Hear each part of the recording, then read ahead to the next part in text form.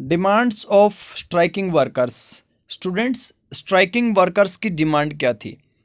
Means Saint Petersburg के जो 1,10,000 workers हड़ताल पे गए, उनकी डिमांड क्या थी?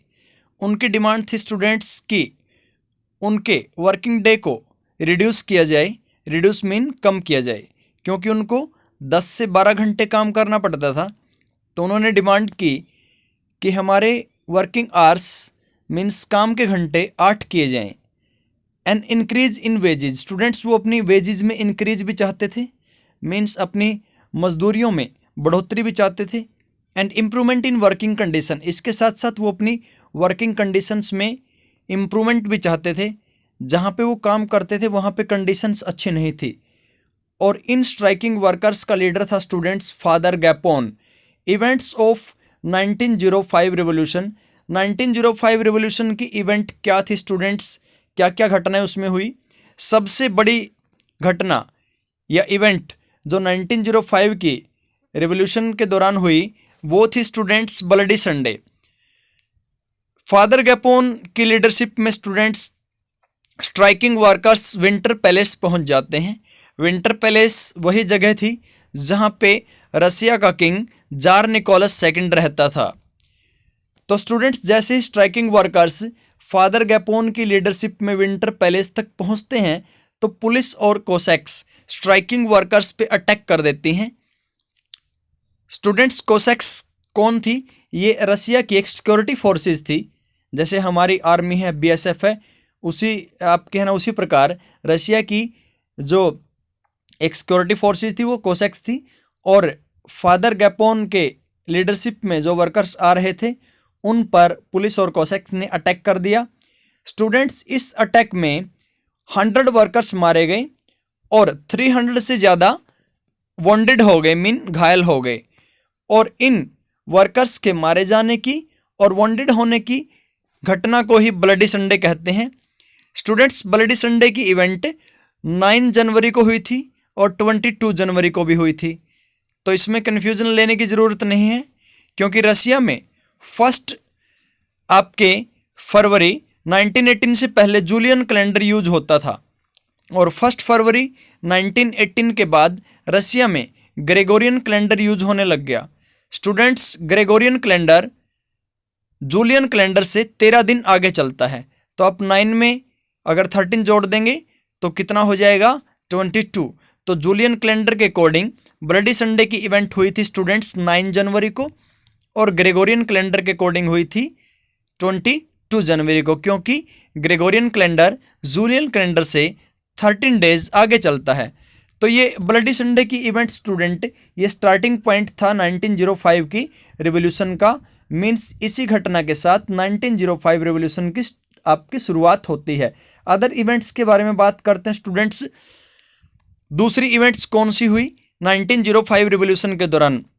एक तो कंट्री के हर पार्ट में स्टूडेंट्स स्ट्राइक होने लगे, यूनिवर्सिटीज़ क्लोज डाउन हो गई और स्टूडेंट्स ने यूनिवर्सिटीज़ से वॉकआउट कर दिया। मीन्स वो यूनिवर्सिटीज़ से बाहर आ गए और उन्होंने एक कंप्लेंट की कि है ना, इस कंट्री में सिविल लिबर्टीज़ की कमी है, मीन्स नागरिकों को स्वतंत्रता नहीं है।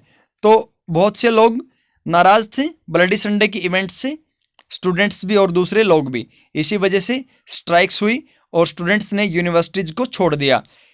एक और क्या इवेंट हुई स्टूडेंट्स 1905 की रिवॉल्यूशन के दौरान?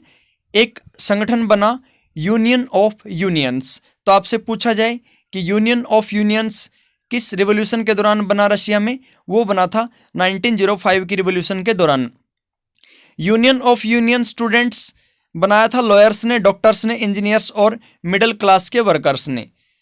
और इस यूनियन ऑफ यूनियंस की डिमांड थी स्टूडेंट्स कॉन्स्टिट्यूएंट असेंबली की, कि एक ऐसी असेंबली बनाई जाए जिसके चुने हुए इलेक्टेड रिप्रेजेंटेटिव कॉन्स्टिट्यूशन के अंडर में काम करें। Results of 1905 revolution. Students, 1905 revolution के रिजल्ट क्या थे? एक तो 1905 रिवोल्यूशन के बाद में स्टूडेंट्स ड्यूमा बनी। तो बहुत ही इंपॉर्टेंट क्वेश्चन बनता है कि 1905 के रिवोल्यूशन के बाद कौन सी संस्था बनी? ड्यूमा। ड्यूमा रशिया की पार्लियामेंट को कहते हैं स्टूडेंट्स आज। तो जार ने ड्यूमा को बनाने के लिए अलाउड कर दिया क्योंकि जार प्रेशर में आ गया लोगों के मूवमेंट करने से, स्ट्राइक करने से। और ड्यूमा क्या थी? एक इलेक्टेड कंसल्टेटिव पार्लियामेंट थी। मीन्स इसमें इलेक्टेड रिप्रेजेंटेटिव बैठते थे और फिर वो कंट्री के लिए लॉ बनाते थे आपस में कंसल्ट करके, मीन्स सलाह मशवरा करके। और स्टूडेंट्स 1905 रिवोल्यूशन के बाद अनेक ट्रेड यूनियन भी बन गई, फैक्ट्री कमेटी भी बन गई। लेकिन ये सारी फैक्ट्री कमेटी और ट्रेड यूनियन इलीगल थी, मीन्स गैरकानूनी थी और अनऑफिशियल थी, रजिस्टर्ड नहीं थी। ये ट्रेड यूनियन क्या होती है स्टूडेंट्स? फैक्ट्री में वर्कर अपने हितों की रक्षा के लिए कई बार अपना एक बड़ा संगठन बना लेते हैं, उसी को ट्रेड यूनियन बोलते हैं, या कोई अपनी कमेटी बना लेते हैं, उसको बोलते हैं फैक्ट्री कमेटी। जार ने स्टूडेंट्स देखिए ड्यूमा तो बना दी, लेकिन उसने पहली ड्यूमा को डिसमिस कर दिया सिर्फ 75 डेज में। बहुत ही इंपॉर्टेंट क्वेश्चन बनता स्टूडेंट्स। और जार ने सेकंड ड्यूमा को आपके डिसमिस कर दिया 3 मंथ में। तो ध्यान रखेंगे फर्स्ट ड्यूमा को कब किया, सेकंड ड्यूमा को कब किया। और जार ने जब लोग थोड़े शांत हो गए ब्लडी संडे की इवेंट के बाद, उसने वोटिंग लॉज चेंज कर दिए और थर्ड ड्यूमा को कंजर्वेटिव पॉलिटिशियन से पैक्ट कर दिया, मीन्स भर दिया। कंजर्वेटिव्स वही थे जो सोसाइटी में आपके बदलाव नहीं चाहते थे और वो जार को सपोर्ट करते थे। तो इस पेज से बहुत इंपॉर्टेंट क्वेश्चन बनेंगे स्टूडेंट्स। मैंने आपको वर्कशीट दे रखी है, उसको आप देख के कर सकते हैं। तो liberals and revolutionaries were kept out. Student Duma में आपको पता है कंजर्वेटिव को भर दिया जार ने, और किसको बाहर कर दिया? लिबरल्स और रिवोल्यूशनरीज को। जदीदिस्ट कौन थे स्टूडेंट्स? मुस्लिम रिफॉर्मर्स थे, ये मुस्लिम की कम्युनिटी थी जदीदीज। और ये है ना रशियन एम्पायर में रहते थे, रशियन साम्राज्य में रहने वाले मुस्लिम जो समाज सुधारक थे, रिफॉर्मर थे, उन्हीं को बोलते थे जदीदिस्ट। रियल वेज क्या होती है students? Reflect the quantities of goods which the wages will actually buy. Students उन गुड्स की क्वांटिटी को रिफ्लेक्ट करती है रियल वेजेज, जो कि वेजेज से खरीदी जाती हैं। मीन्स कितनी क्वांटिटी की गुड्स आपने आपकी मजदूरी से खरीदी, उसी को क्या बोलते हैं? Real veg. First world war के बारे में बात करते हैं स्टूडेंट्स। फर्स्ट वर्ल्ड वार हुआ था 1914 से 1918 के बीच में। फर्स्ट अगस्त को फर्स्ट वर्ल्ड वार शुरू होता है और 4 साल तक ये वॉर चलता है। स्टूडेंट्स ये है ना 2 पावर के बीच में ये फर्स्ट वर्ल्ड वार होता है। एक तरफ तो थी सेंट्रल पावर और दूसरी तरफ थी एंटेंट या allied powers. Students central power में जो कंट्रीज थी वो थी जर्मनी, ऑस्ट्रिया, हंगरी। ऑस्ट्रिया के साथ में आप हंगरी भी जोड़ देंगे, फिर बाद में ऑस्ट्रिया हंगरी अलग अलग कंट्रीज बन गए थे, और टर्की। और दूसरी तरफ स्टूडेंट्स थे अलाइड पावर या एंटेंट पावर। अलाइड या एंटेंट पावर में स्टूडेंट्स थे फ्रांस, ब्रिटेन, रशिया। इसके साथ साथ में बाद में जुड़ गए थे इटली, रोमानिया और यूएसए।